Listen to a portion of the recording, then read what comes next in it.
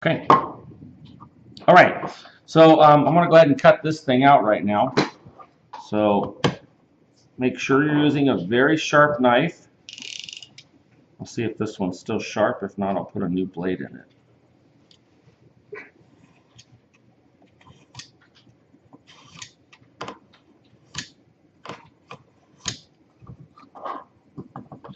As you start making more cuts on the cube, you're going to have to be more and more delicate with it because it will start to torsion and twist on you. And remember the same technique that we used before where you turn the blade vertical to make sure that the cut goes all the way into the corner. Okay? All right, so there's that. Now we'll cut this edge.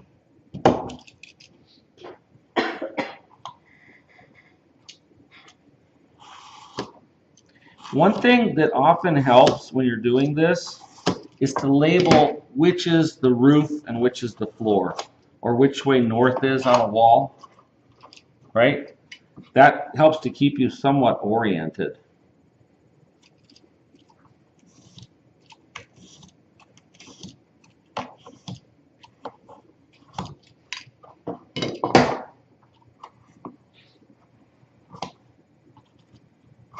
All right, two more. How many minutes are we at, Melissa? Minute and 30 seconds. Oh, that's very short.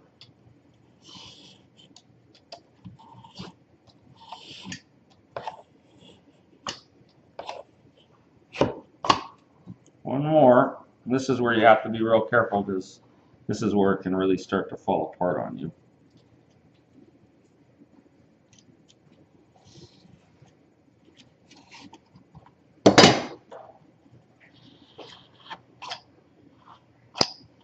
Okay, so there's the piece that is being removed. And there's my wall thickness. Okay. So now the important thing to note here is that now we can physically see what's happening in addition to what we saw on the computer. So you want to make sure that when you put this one over top of this one that it's square. It's really easy to not have it be square, okay? So it's easy for it to be kind of slightly off and twisted. If you do that, you're going to have a problem. So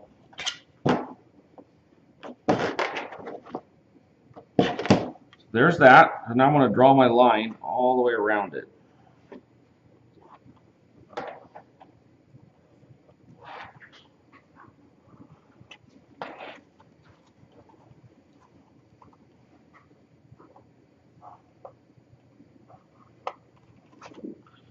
There is where this one rests.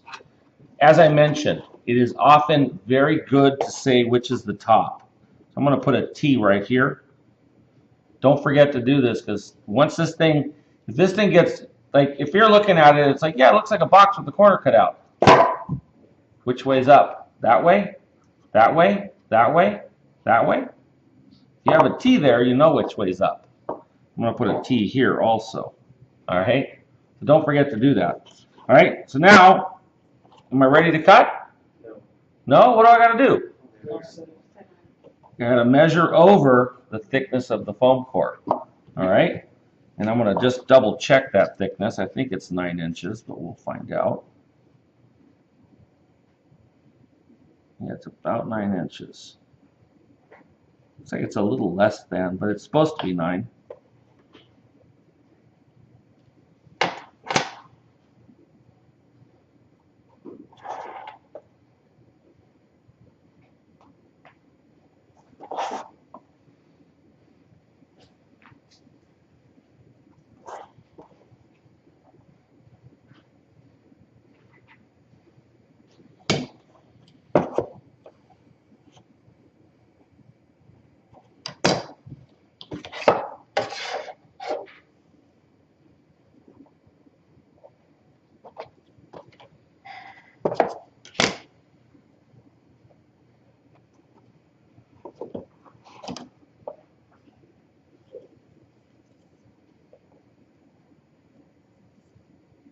Keep losing myself with the 3/16.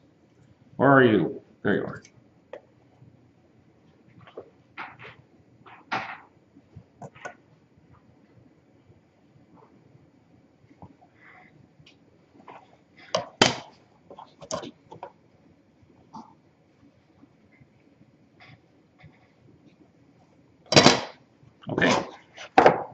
Follow those lines all up.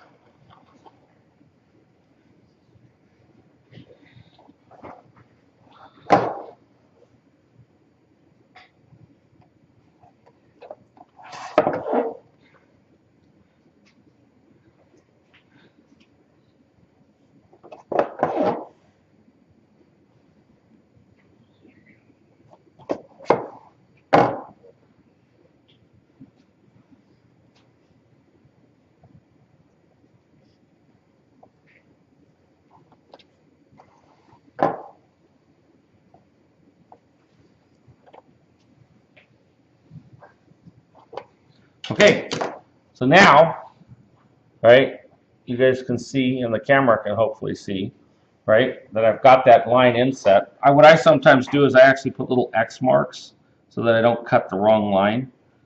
On the one that's further out, I put little X's on it. That way I'm assured to cut the correct line. And as with all things, I'm going to take this one and set it on here, right, so that I'm kind of sure that I'm cutting the right surface. So what often happens to people is they don't mark T on here, and they'll build the box inverted, upside down.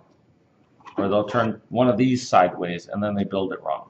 So it's very important that you put that little T up on top of both of these for top. Okay? All right, how many minutes? 7. All right, go ahead and stop it.